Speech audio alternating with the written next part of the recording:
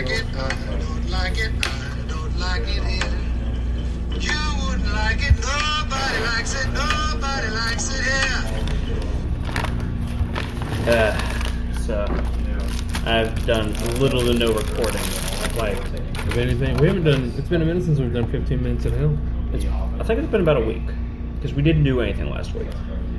But also, a lot of stuff has happened from last week. No, because like a lot of stuff with like union stuff and like that's been going on. So nothing we could really talk about. No. But so you didn't really care for the new episode of Futurama At all. Didn't like it at all. Like, I usually love when they do anthology episodes. This was an absolute total miss. The anthology little segments made absolutely no sense. Because they were all like commercials. Yeah. But like the Prime storyline wasn't like a TV show, you know what I mean? It would be one thing if they did a bunch of commercials because, like, let's say somebody wanted to do a reality show of Planet Express, and they also made them do the commercials in between. Sure, fine, there you go, there's your anthology. It just was just totally just unrelated to each other. And the King of Space, well, come on. And Fry does not grovel. Fry was the pope of a fucking religion that overtook the entire universe. Before that, he was emperor of Trisol. Yep. Oh, and he saved the universe multiple times from the fucking brains. Come on. I liked it. Didn't like it at all. This was... the season has been, it's been like, okay, pretty good, not so great, okay, and then this was just down into like Mobius dick territory. Oh, for I will that never bad watch to that you. episode ever again. Mm. That is my most hated episode. I mean, it's still my most hated. This one's number 2.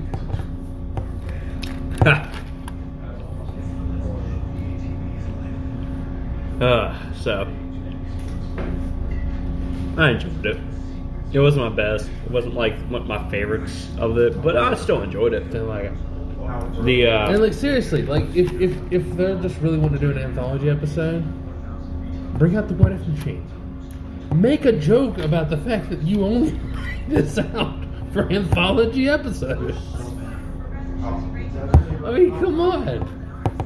The What If Machine? I haven't seen that since the last anthology episode. On the street where the restaurants are No. center. Yeah. So like the main reason I haven't done like any kaiju review, I'm still waiting to do an episode with you. The Nazi episode. I've been reading a lot of Kong. I've been like it's not like I haven't been doing nothing kaiju related. It's just I haven't had time, like the chance to record everything because I got a few Gamera episodes. I got a few Kong episodes.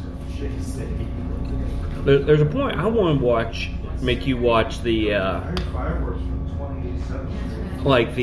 Ultra Q episodes with me. Ultra Q. Ultra Q is the Japanese equivalent to Twilight Zone. Before there was Ultraman, they did a show called Ultra Q. And it was successful. It did so well that the next series they did Ultraman. Because one of their episodes was so popular.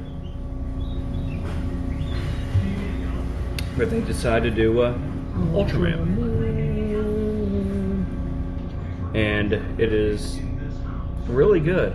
Like it's very, very good.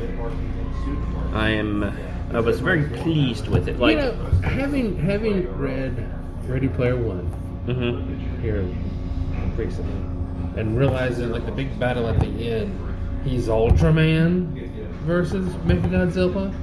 Yeah, but Why in God's name could they not make that happen in the movie? Licensing.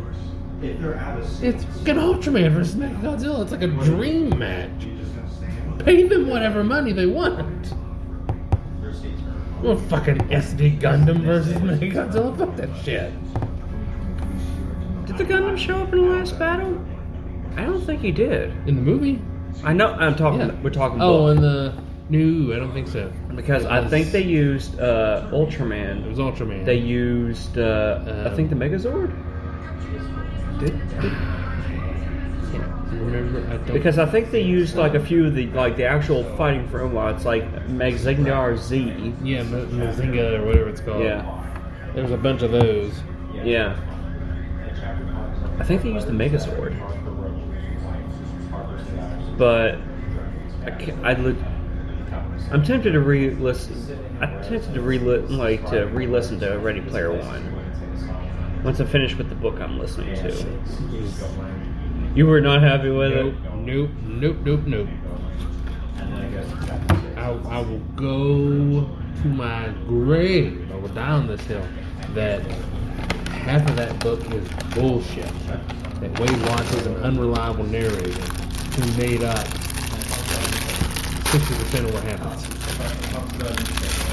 That the guy's just terrible. Just try to inflate his own ego. He's the worst protagonist. Like, not like the worst written. He's just like the worst human being to be a protagonist in a book or a story or a movie. He's insufferable.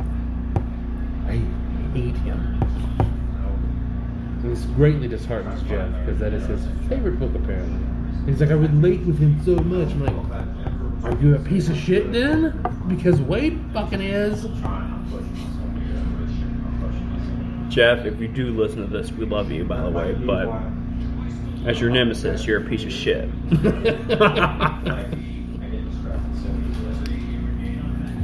Speaking of nemesis, Knights of Nerdalot. Will return momentarily after this Hopefully. break.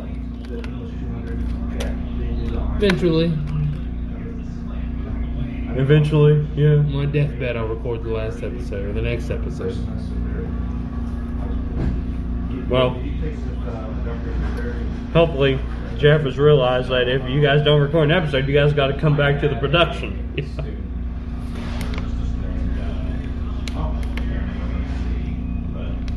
Because apparently I'm the only one who pays it for everything. Well, I was paying for Transistor, and I'm like, I can't do it by myself anymore. Like, Jeff, you gotta have these. Well, how much are you paying? Like $25? $20 a month. I've got so much other stuff. No, I don't know. Because the original plan was like once we get done with my Spreaker account, Yeah. then I was going to probably do like one more month of it just so we can get everything transitioned over to Transistor and change over, and then I was going to continue to pay for it. Transistor. And we should merge the Geeks of Yore and Real Coddle Productions to the Real Geek Productions.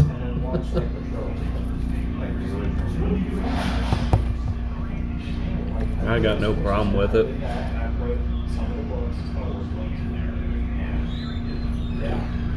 I just need to actually record. Well, for us, it's a matter of scheduling. Yes, this is why we do 15 minutes in hell. But the big problem is getting Jeff to be motivated to do it. Also, did you see up at up by Fish Street Hill, they opened a daycare for adults? What the hell's a daycare for adults? You know, for like special needs adults and stuff like that. Like that sort of daycare. So what, like their parents can like leave them there and have like a day where they're not taking care of their special needs Yeah. 38-year-old? I mean, Not really. I mean, he's just I could see that now that, you know, I'm thinking about it.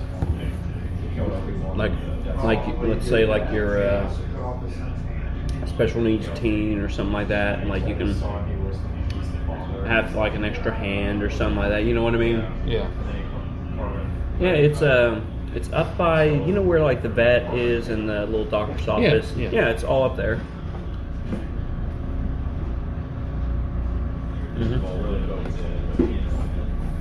So what else have you been watching?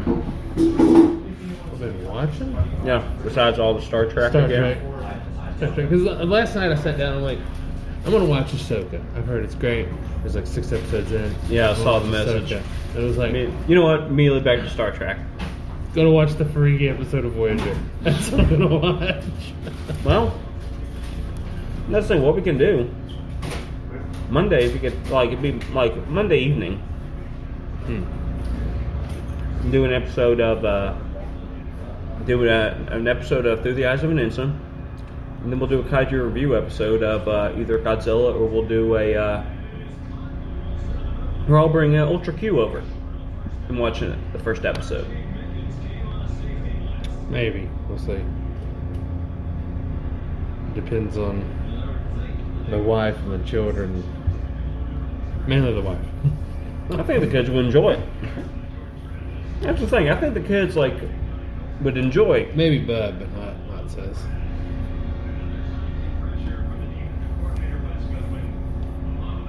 What does Evelyn watch? Barbie, More Barbie. and also Barbie. And then throw in a little like Monster High. And then some more Barbie. Ugh. All the Barbie. Bud watches a little bit of everything. Have you tried getting her to watch any like the old princesses, like Swan Princess, or? Oh, those, but I hate those movies. You hate the Swan I Princess? hate them. Really? They're terrible. I hate them. I wouldn't expect that out of you. It's like they're not very well written, but still, like they're like It's plot a Palooza. There's more plot holes than a Harry Potter book. I could go on a whole rant about Harry. We could do a podcast about how awful Harry Potter is in retrospect. It really is. That woman could world build for absolute fucking horseshit. Funny thing is, Jess is in the process of reading it all again. And that's the thing, is like you Harry Potter fans, they're like Disney fans. Like they're absolutely devoted and convinced of like this book's fucking perfection. And it's awful. Nothing makes fucking sense. It takes 2 seconds of logical critical thinking to They call Dumbledore out on his bullshit. not only that, the Wizarding World makes no sense. Period.